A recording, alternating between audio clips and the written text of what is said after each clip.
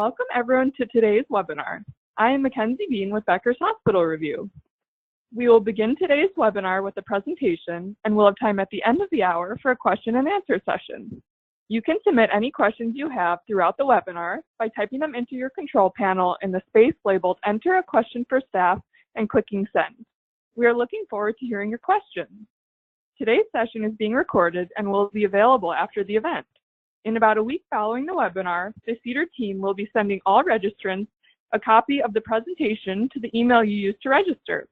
Please be patient as the post-webinar preparation of materials can take some time. At this time, it is now my pleasure to start today's webinar by introducing our presenters. Dr. Florian Otto, co-founder and CEO of CEDAR, Tiffany Jackson, Director of Patient and User Success at CEDAR, and Raj Mira, Head of Strategy and Operations at CEDAR. At this time, I'm pleased to turn the floor over to Florian to begin today's presentation. Thank you, Mackenzie. Really appreciate that, and welcome everyone to this webinar here. So I think the diversity of our team is one of the things that really make CEDAR special. So I want to give at least a few minutes to the team to introduce themselves. Raj, do you quickly want to give a background? Sure. Thanks, Florian. I'm Raj Mehra. I lead our strategy and operations at CEDAR. Prior to CEDAR, my background comprises of healthcare and finance. My most recent experience was at Palantir Technologies, which is a data science firm. At Palantir, I partnered with some of the largest health systems to roll out patient propensity solutions, as well as solutions geared towards tracking insurance underpayments across provider systems in the country. I'll pass it now off to Tiffany. Thanks, Raj. Hello, everyone. My name is Tiffany Jackson, and I lead patient and user success at CEDAR. My experience is working in revenue cycle operations and also specializing in the patient billing and collection space has provided me with a deep understanding of the major pain points that our patients endure within the medical billing system. During my time at R1 RCM, I had the valuable opportunity to speak with thousands and thousands of patients and hear firsthand how the broken and ultimately confusing healthcare billing process affects their lives. I'm so happy to divulge in my experiences a little bit later in the presentation. Great, thank you, Tiffany. About my background, originally from Germany, I'm a maxillofacial surgeon by training. Then spent a couple of years at McKinsey & Company working there in the healthcare practice. And then in 2010, switched the gears, went more to the entrepreneur and digital route, started a company in Brazil, same business model as Groupon. Groupon bought it. I was then CEO of Groupon Brazil. And then spent a few years at ZocDoc as the head of sales before co-founding CEDAR. So we believe basically that the diversity of the team really makes the place here special. But let's talk about our new boss. And our new boss is the healthcare consumer. So there are a lot of things happening in healthcare, but one of the big moves, I think, besides value-based care is definitely the consumerism of healthcare that becomes more and more important. We often hear from incumbents or stakeholders in the healthcare system that healthcare is different. And while that might be true on the medical side, we strongly believe that the consumer or the patient is exactly the same person. Why is that? Because the patient that visits your entity is also shopping then on Amazon or watches Netflix or shops on Expedia. The expectation of the healthcare consumer is actually not necessarily geared towards, or the benchmark is not what is the next healthcare institution doing, but more on what is Amazon doing, what is Netflix doing, and what is Expedia doing. And consumers like to share all of their opinions, whether they're positive or negative. And we see that, for example, on industries like newspapers. It used to be always editorial reviews, and right now, patients or consumers are going on Yelp or Google reviews and sharing about their experience. And even in shopping, where the offline brick and mortar stores right now getting displaced with modern e-commerce stores, and before shopping anything, the consumer is reading the reviews usually. There are two things that really drove this rise in consumerism over the last, let's call it, decade. And the first is rise in the healthcare cost for the consumer, and especially high deductible healthcare plan. And the second is the increased penetration in smartphones. I don't want to talk too long about high deductible healthcare plan because I'm 100% sure that everybody knows about it. But in the last 10 years, the increased penetration went from 9% of the population to right now more than 40%, actually 47% to be accurate. The deductible per plan is increasing. It used to be $400 or $500 was a high deductible plan. Right now, the median is around $3,000. And that, of course, makes the consumer the second largest payer after the government. On the right side, what we wanted to phrase the point is important, that the consumerism actually is also driven by the increased penetration in smartphones. Whereas 10 years ago, only very few young early adopters used the smartphone. Right now, it's throughout the entire population and throughout all age groups, everybody uses the smartphone. So what does that basically mean? Is the patient or the consumer is better informed, they are sharing more with each other, and they are getting more information than they ever had about their healthcare provider. What are right now the implications for that? And I think there's a common misconception, actually, which we heard again and again, is that patients don't want to pay their medical bill. And we strongly disagree with that. And for the following fact, if you just ask 100 people on the street randomly, would you pay your bill if you're able to pay it? You understand the bill, it's fair, and it's convenient. Very often you have 80 to 90% of those people probably say, yeah, of course, I want to pay. It's not that I'm running out of the restaurant without paying, or that I am not, that I'm using the Amtrak without buying a ticket. That's usually not happening. In general, people want to pay.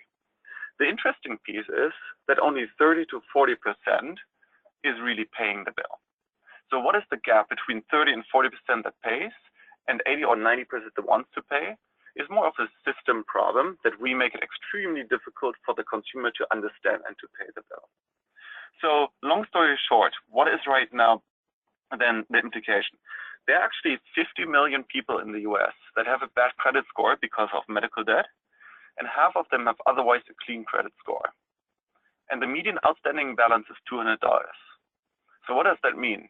We have 25 million people bad credit score that otherwise have a clean credit score because of medical debt, and $200 is the median balance. This is not an ability to pay problem, but this is a process problem. And the problems, of course, they are as well for the patients and for the providers. So for the patients is they become frustrated because the process is intransparent and cumbersome, leads to low satisfaction. They are going on Yelp or Google reviews and complain about their experience, and they don't pay the bill. For the providers, it's of course, it's the bad debt. It takes very long for providers to collect from the patients. It's extremely expensive. And last but not least, there's a lot of reputational harm geared from that. So what do we need to do in order to overcome that? We need to be patient-centric. We need to do exactly what helps our patients to reduce the stress in receiving the bill, making it transparent. We need to be where the patient is. And last but not least, we need to have consumer-friendly technology. The next slide talks about what are the implications actually for the healthcare provider on that. And the first, what I want to point out, it was actually a very interesting survey that Beckers has done, I think last year, was the drop in patient satisfaction after discharge and 60 days out. So the same survey right at discharge and 60 days out has a drop in 30% satisfaction of the entire healthcare experience. So what does that mean? The only thing that happens after discharge usually is the bill. So if the billing process is not good, the satisfaction of the entire healthcare experience drops. And that's, of course, very, very expensive. Then, right now, over the last 10 years, more and more healthcare expense shifted actually from front-end payment, so from the co-payment, where it's very easy to collect at the point of service, towards a balance after insurance in terms of co-insurance or deductible. And that, of course, takes very long to collect and is extremely expensive. And last but not least, we all know that the lifetime expense per patient is extremely high, so around $300,000 per patient in the life. But losing one patient is not only a fraction of this $300,000 what the patient might spend in your institution afterwards. It is also the collateral damage this patient is causing by sharing the opinion on Yelp or Google reviews or talking to friends, families, or colleagues. My last statement I want to do on why is that so important financially. So interestingly, on an average provider, there's around 4 to 7% of bad debt because of patient collections. The interesting piece is right now, what would happen if we increase or decrease the collection rate by a relative 10%? That means we would add another 40 to 70 basis points to the bottom line. And at average profit margins of around 2% for a healthcare provider, adding right now 40 to 70 basis points or subtracting them has an impact of 30 to 40% in their bottom line. So the profit margin is extremely sensitive to the patient collections because this is service already rendered. So without further saying, I want to turn it over to Tiffany, who talks about about the service part of the entire experience. Thanks for that, Florian. So as Florian was able to present to you the cost of not prioritizing the patient experience, in this next section, Raj and I will walk you through three key strategies to consider in your efforts to putting the patient first. These three strategies will provide your teams with a starting point to initiate the process of improving the patient experience. First, understanding your patient's entire journey, and that's from appointment all the way to payment. Next, digitizing the patient experience. And lastly, providing on-demand patient support. Now, before we can really focus and understand the desired outcomes, for example, patient satisfaction, I want to take a step back and acknowledge the journey that a patient will undergo from start to finish. So post-service, after a patient had an appointment, most would assume that the patient experience ends once the patient pulls out of the parking lot. But on the contrary, that form of thinking really neglects one of the key pieces of their healthcare journey, and that's the billing experience. The final point of contact, and in my experience, the most influential, is the experience a patient has with their medical bill actually in the confines of their home. So confusing bills, medical jargon, complicated insurance breakdowns are just a few of the major pain points that patients deal with all on their own in their home. And to echo what Florian said earlier, patient satisfaction ratings fall by double digits post-discharges emphasizes the gravity we should definitely place on this post-visit experience. So I really love this quote because when we think about the patient journey, the one thing to keep in mind is the first and the last moments of an interaction with the provider are really what the patient is most likely going to remember. That is their lasting memory that they have had with your organization. And because this is the last interaction a patient has, we've noticed time and time again that patient satisfaction scores are often tied to a patient's sentiment on the billing process, and not always on the amazing care that you as a provider gave to that patient. Throughout my many years of providing support and guidance to patients across the country, I have heard countless times my service was excellent, but the billing experience was not on the same level.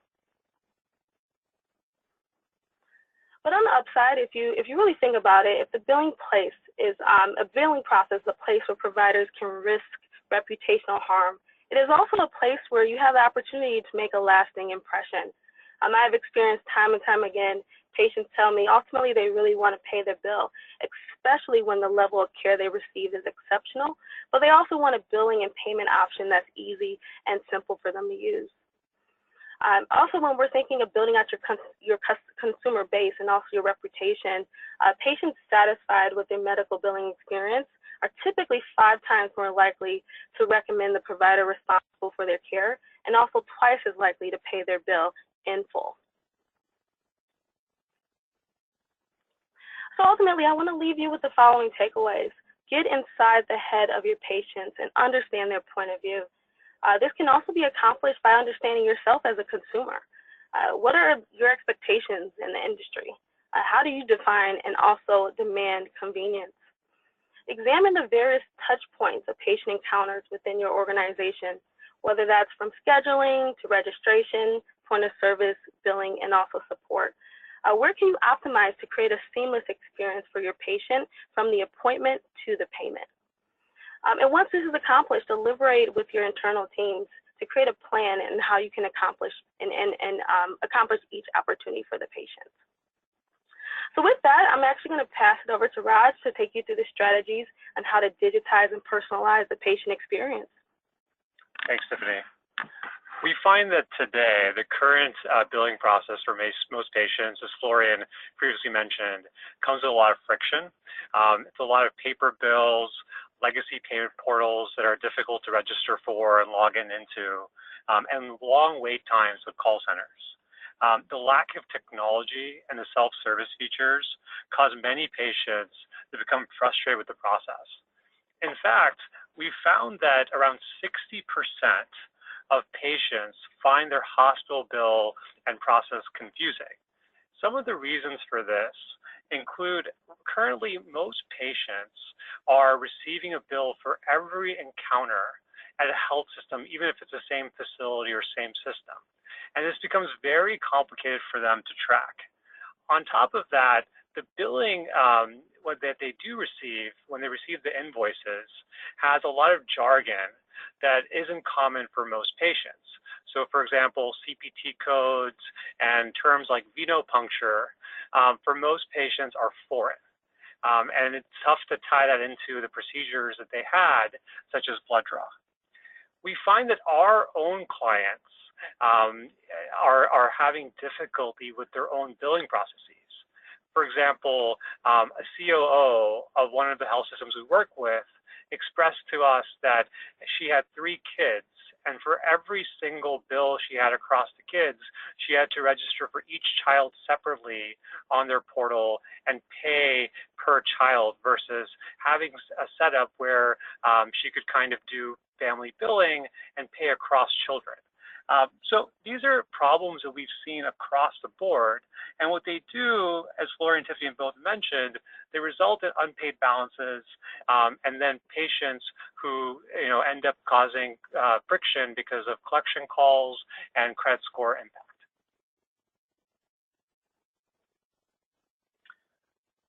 In healthcare, we can look at some other retail sectors and some other consumer sectors that have done consumer experience very well. For example, Starbucks has been very good at looking at engagement patterns to offer consumers with incentives and discounts and offers. Amazon looks at previous purchase behaviors as well as searches and engagements to adapt each experience to the consumer specifically.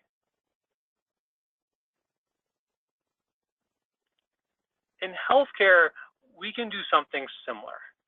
If you look at each patient, every patient has a different experience in mind for how they want to interface with the healthcare system. Some patients may like to receive emails and interface through their desktop. Others may, use text messages, use our guest checkout feature on their mobile phone and pay the bill in full. Some patients may need larger fonts and messaging that alludes to payment plans. We find that across the board, the experiences that patients prefer vary. By using technology, we can adapt our experience to make the most sense for each patient so they have a higher likelihood of engagement, experience, and payment.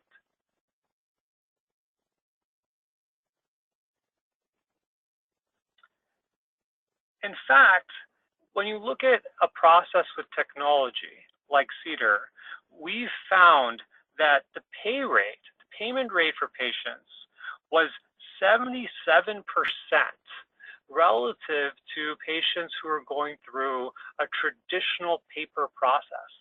That was more in the line of in the 50s in terms of payment rates.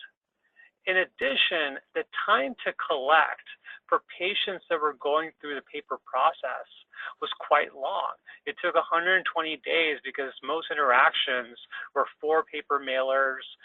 It took time for the patients to mail in their checks or call into a contact center, versus when you started using technology like emails and texts, payments and engagements happened within minutes or hours of the interaction. Our time to collect hovered more around the 30-day mark versus providers that saw triple or quadruple that in their current process. When we looked at these types of stats, payment rate, time to collect, and we analyzed it relative to age groups, does it vary by age groups? We actually saw that most age groups engaged in a very similar fashion. So age groups 30 to 50 were actually operating in terms of engagement and payment rates very similar to 60 plus, which is interesting because it shows that all age groups are using phones and mobile technologies to pay their bills. So a few key takeaways that I would have for you is look at your current billing and patient experience through the consumer's eyes, and see, is this a type of experience you or your family members would like? Is it a type of experience that you would expect from booking a ticket through an airline or on Amazon when you're purchasing a good? Is this the same type of experience you would expect? Second, I would consider a partner to implement a technology solution that is willing to work with you, versus a one-size-fits-all solution. A technology partner is willing to customize certain specifics around your operations, as every facility tends to be a little different. And third, take the first step with a pilot. Use a portion of your population to see if this resonates amongst your population in terms of patient experience and financial collections. Now I'll turn it over to Tiffany for support. Thanks, Raj. So the last strategy that we're going to expand upon today is the significance of providing on-demand patient support. Now, patient convenience is centered around our consumers getting the answer to their questions when they want it. With the availability of cutting-edge technology, providers now have the tools that they have historically lacked to alleviate the dilemma of patients not being properly supported. So these tools will help grant immediate resolution to those really frustrating pain points that Raj and I touched on earlier. But ultimately, we cannot solely rely on technology to holistically resolve the patient support experience, since we're still saying that patients demand a human touch. So support solutions, as in live chat, are an effective method to provide a human interaction that patients are yearning for. What our clients really love about live chat is it provides their teams, whether the call centers, PFS departments, billing centers, with a new tool that allows for concurrent multi-patient support via a single representative. So essentially being able to support multiple patients at once. Because we're seeing live chat offered on so many websites that our consumers browse, it's really no surprise that this has become an expectation of our consumers on every online interaction that they're having. What we have seen at Cedar is providing patients with multi-channel support options is not only an effective way to improve patient satisfaction, but we have also found that more than 80% of patients typically pay their bill after using a tool like live chat. So my takeaways for support is really listen to your patients. What are they telling you regarding your support process? What are their preferred methods of communication? Also research what other industries are doing in approaching the support process and invest in real-time support. Lastly, investing in real-time support solutions will get us closer to fixing the broken patient experience and appeasing our new boss, the patient. So with that, I'm going to pass it over to Raj. He's going to highlight how one of our provider organizations embraced this overall trend of consumerism in healthcare. Thanks, Tiffany. At Cedar, we've been fortunate enough to work in many different types of environments: academic medical centers, independent medical groups, health systems. And so as a result, we've been able to gain a lot of insights across all these places. One example I'll share with you all today is Maimonides Medical Center, which is a $2 billion academic medical center in Brooklyn, New York. They came to us because they wanted to modernize their largely paper-based billing system and do something that was more patient-friendly and elevated their experience amongst patients, as well as improve their bottom line. When working with Maimonides, we first started carving out a pilot group that we could compare to their traditional process. We looked at their processes and we automated any of their manual processes that made sense to make it easier for their end users. We then implemented the product and trained their staff and support teams onto Cedar so everyone had a smooth experience. We were able to see results there within 3 months and then proceeded to roll out our platform to everyone else in their patient population. With respect to results, we found some great insights within the Maimonides patient population. Half of the population engaged with technology and use Cedar for all of their payment needs without having to call the call center or their internal operations at all. We found that these patients had a 97% patient satisfaction ratings through this survey they filled out on our platform. In terms of results, we found that Maimonides during the pilot period increased their collections by 75% relative to the patients who are going through their current process. Additionally, through all of the automation we did of manual processes they had related to their payments, as well as reduction in inbounds, we found that cost to collect reduced by 5x, resulting in an overall ROI of 10x for Maimonides during the period that we worked. So this is one example of many, and it enabled us to get a lot of insights. Now I'll turn it back to Florian. Thanks, Raj. So I'm going to finish this here just to talk on where do I think this all will be going. And we strongly believe that just an online bill pay function is definitely not what we need, that already exists, and it clearly does not solve really the needs of the consumer. We strongly believe that healthcare is basically where probably the airlines were 10 or 15 years ago. And I think in this analogy that I sometimes share is that I believe that healthcare is kind of like the anti-airline. So what I believe the airlines really got right is this entire consumer experience prior to the flight and after the flight. So if you remember what they developed over the last 10 years is, it's possible right now to book the flight mobile, to check in mobile, to change your seat mobile. You can even order food right now through the app of the airline. Then you get onto the aircraft, and it's a pretty terrible experience actually until you deplane, and then you can check your miles status online and mobile again, and so on. And healthcare is actually the other way around. It's still pretty cumbersome for some patients to find to the healthcare provider. Within the healthcare provider, the nurses and the doctors really take well care of the patient because they are idealistic and they really care about what they're doing. But then after discharge, the billing nightmare and this transparency nightmare begins. Satisfaction drops, and then the confusion, of course, increases, making it overall a pretty poor experience.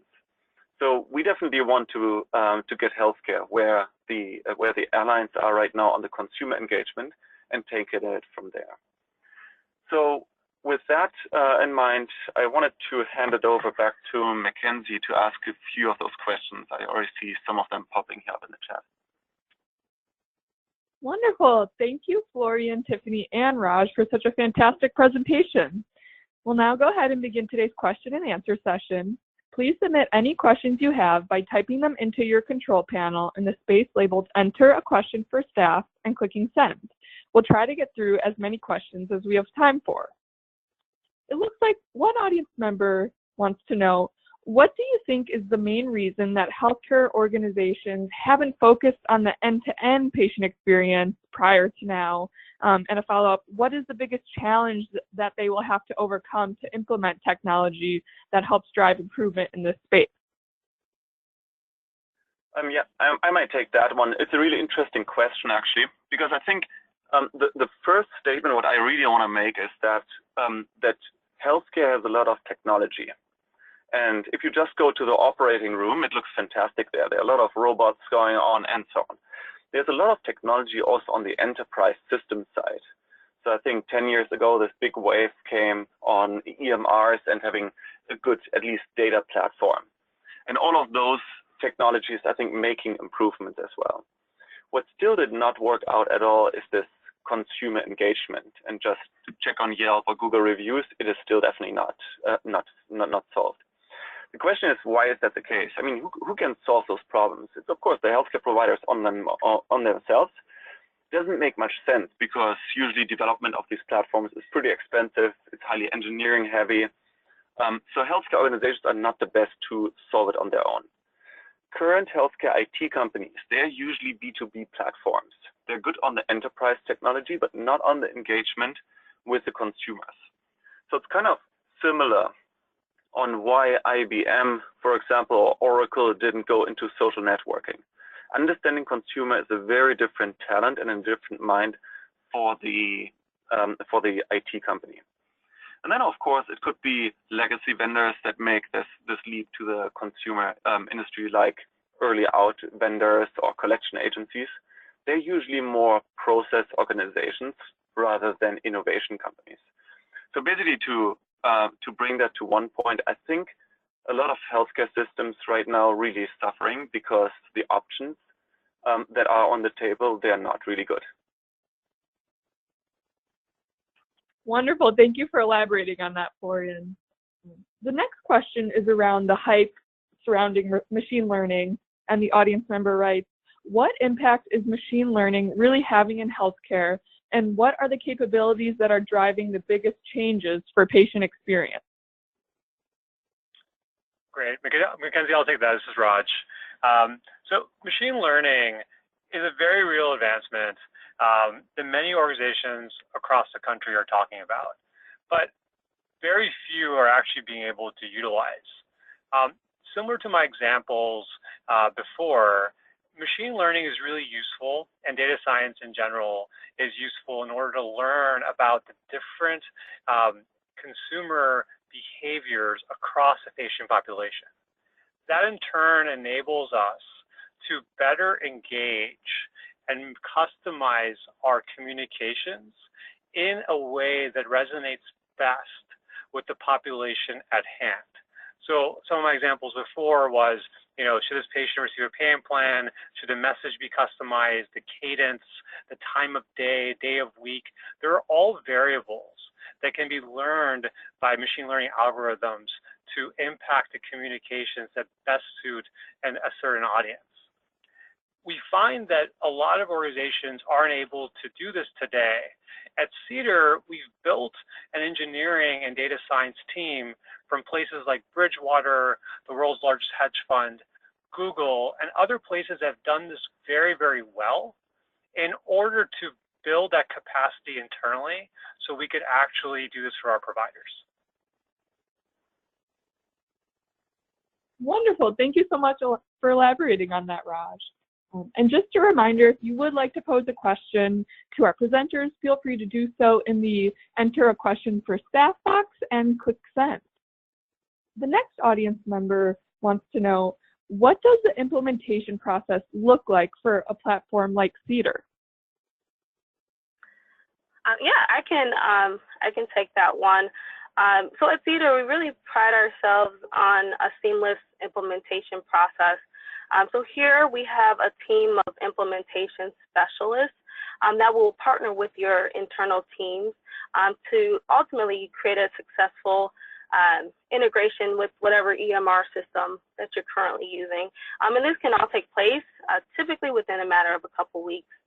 In addition to that, my team here, User Success, we provide hands-on training, also provide change management support to ensure that your teams are prepped and ready to start supporting the patients.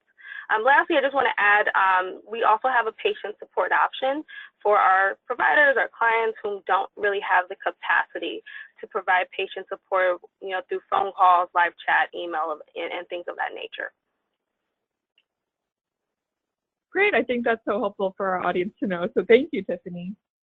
The next question is, it sounds like the solutions you are proposing can work for consumers who are technology savvy. How about those consumers who do not believe in technology and are hard to get a hold of? Yeah, I might take that, and I think it's a really good question. And why is that? Because we strongly believe in personalization of the entire billing experience, and we completely do not believe in a one-size-fits-all solution. And I can elaborate on that a bit. So first, to answer this question, yes, there are some people who do not like to get the invoice via the phone or via email or via a ringless phone call, but prefer a paper statement. Yes, for those cases, we do send a paper statement. And I think it's an analogy also to the airlines, which I talked in the beginning about, is the following. So when the airlines really started doing these online mobile or mobile experience to check in and have the boarding pass on their smartphones, only very few people use that.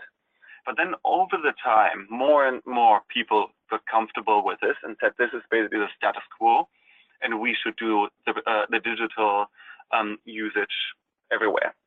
So right now, only a very small percentage of people go the route where they go to the agent, but still the agent exists. And that's the same what we also see here on with our clients. So very often throughout the time, in the first year, for example, or the second year, the usage of digital technology is actually increasing. So more and more patients right now are using the smartphone to opt in for text message, opt in for email, and do not want to have any paper bill.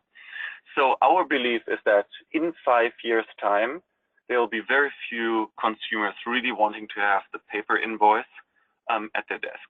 There still will be those cases, but very, very few of them. So we need to take care of them as well. Wonderful. Thank you for sharing your thoughts on that, Florian. Another audience member wants to know, do you find digital engagement impacts also the willingness of patients to pay their patient portion while insurance is pending payment, i.e. in advance of their EOB? Sure. This is Raj. I can take that. So Mackenzie, I believe the question was, do patients, want the bill or want expectation around the bill while the explanation of benefits is being finalized? Correct. Great. So essentially, most patients that we find, yes, are very confused when they typically have a billing process of when their bill is actually ready and what's actually happening with their bill. At Cedar, what we've done is we've actually built an activity timeline very similar to what you see with FedEx and Track Your Package around where their claim status is and what they're actually doing currently in terms of their bill activity. So for example, we make it very clear to the patient that this has actually been approved by your explanation of benefits and your bill is actually ready for payment. So there's clarity around that piece. Wonderful. Thank you so much, Raj. The next question is there a specific division within a hospital system that you recommend for the initial pilot run? Yeah, I think it's a good question. So there's not necessarily one division that works better or worse. It works basically everywhere where there's out-of-pocket payments. There are, of course, let's say some departments or some facility where it makes more sense, and that really depends on the setup of the healthcare system. So there are different ways to design pilots. So the one is if everything is on the same billing system, we usually do an alpha split test. What does that mean? We basically have half of the patients going through Cedar software and half of the patients going through the current status. And then we compare the results in terms of patient satisfaction, collection rate, time to collect, and cost to collect, and see how Cedar is performing against the status quo. So that would be the alpha split test. There are, of course, other systems. If it's right now a multi-hospital health system that is on different billing systems, it might make sense only to take one hospital and do the entire billing there and compare before and after. And some providers even want to do, they say, why don't you just do professional billing first and then do the acute care side as well? So anything works. Important is that the sample size is large enough. The patient group and demographics needs to be diverse enough to be representative for the future rollout. Great, thank you for clarifying that.